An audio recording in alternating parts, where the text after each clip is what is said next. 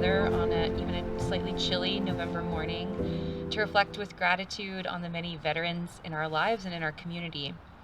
In the United States, tomorrow will be our 105th Veterans Day, our 105th moment to pause and reflect on all that has been sacrificed and shared in this continual journey towards freedom and peace.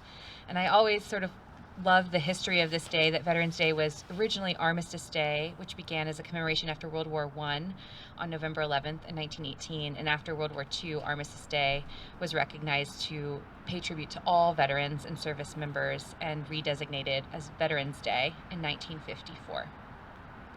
And we gather on this day because the truth is we all know a veteran, perhaps a family member, a grandparent, a neighbor, a colleague, a fellow student. We all know someone who has served our country with courage and compassion.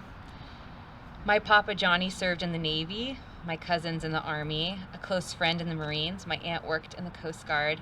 My 3-year-old daughter's best friend's dad is currently deployed, and we just met brand new neighbors who we adore who serve in the Navy. We all have veterans in our lives in this way, both big and small. And I would even go as far as to suggest that knowing and being courageously cared for by a veteran is one of our most shared human experiences in this country. However, many of the veterans in my life have shared with me the pain of not being seen and held for the service, and being seen and held less and less these days. And sometimes veterans in our community feel unseen for a huge part of their identity and service. So it means something for us. It really means something for us to pause today and acknowledge all the ways our country, our communities, and our lives have been shaped by the veterans in our midst. So to the veterans in this circle and in our wider world, we will pause. We will breathe and reflect. We will hear prayers and poems, and we will see you and honor you and thank you. We will remember those who have fallen. So please join me in a word of interfaith invocation in whatever manner of blessing is most at home for you.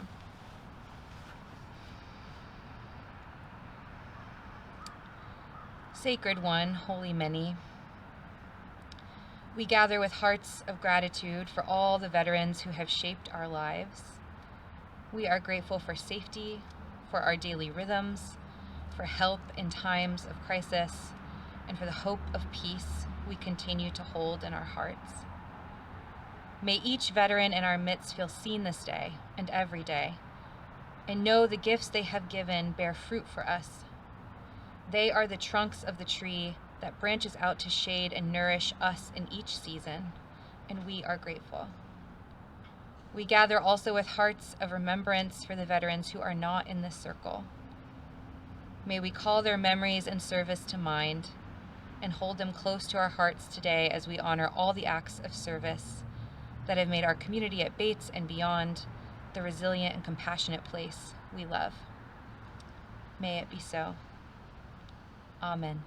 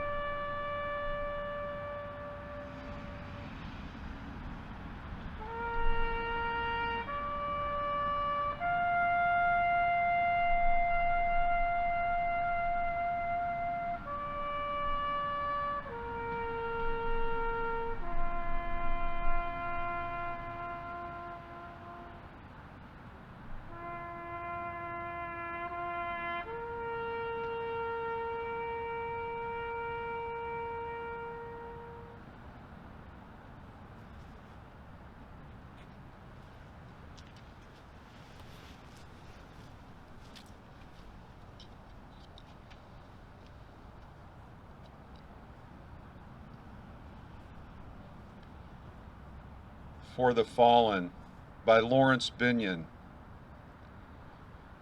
With proud thanksgiving, a mother for her children, England mourns for her dead across the sea. Flesh of her flesh they were, spirit of her spirit, fallen in the cause of the free.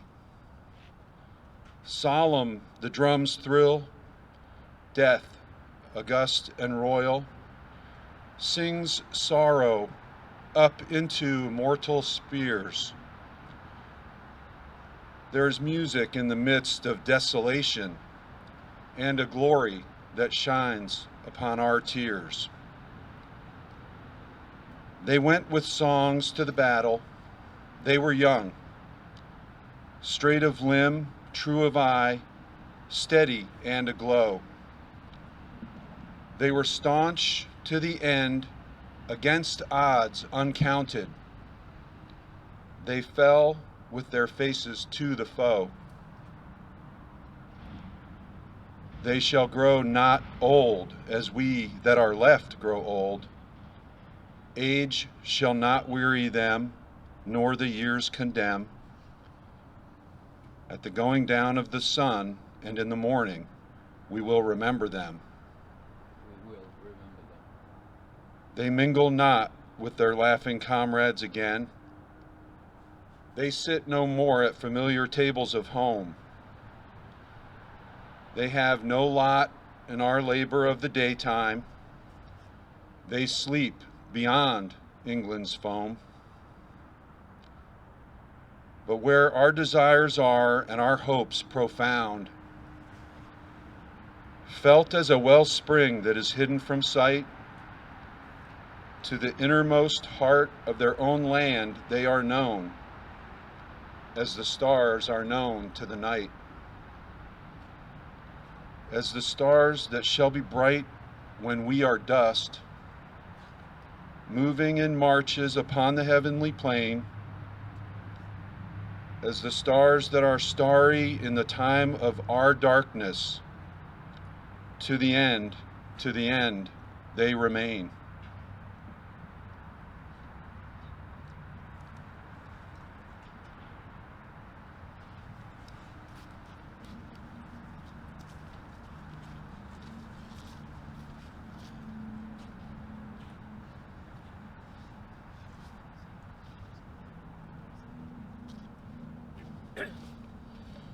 This is a reading that was chosen by a veteran who's on staff named Anthony.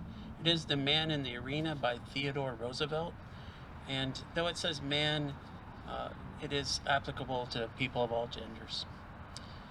It is not the critic who counts, not the man who points out how the strong man stumbles, or where the doer of deeds could have done them better.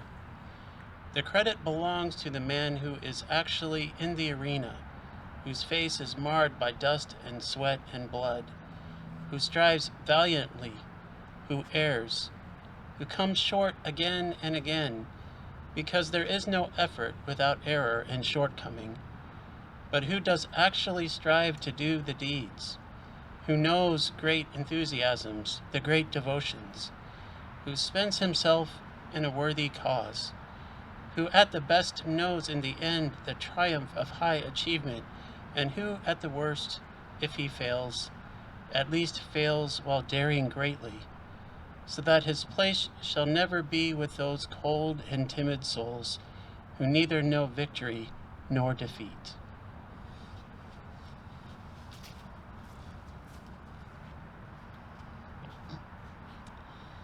So in a moment, I will invite us all to share in a flower laying ritual on our beautiful Veterans Plaza.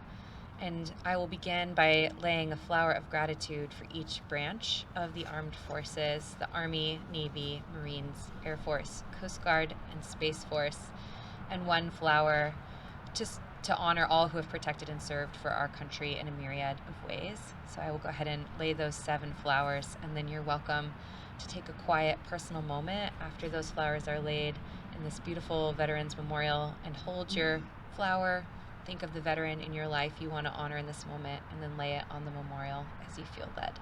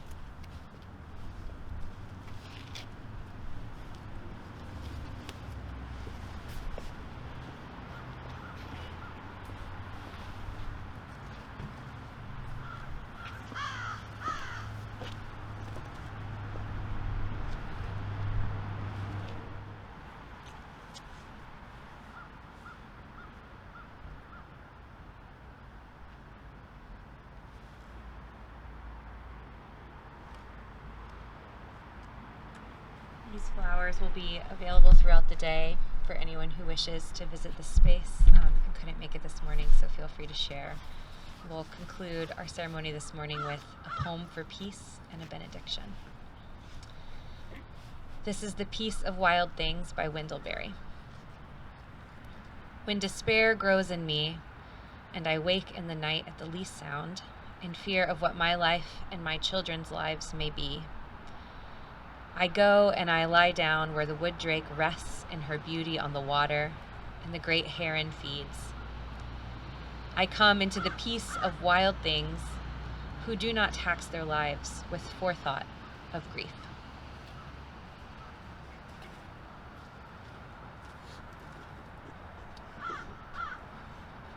This is from the book of Philippians, chapter 4, verse 8, in the Christian Holy Scriptures. Finally, beloved, whatever is true, whatever is honorable, whatever is just, whatever is pure, whatever is pleasing, whatever is commendable, if there is any excellence, and if there is anything worthy of praise, think about these things. May fortitude be your guide, may service be your muse, and may honor be your way in this world. May it be so. Amen.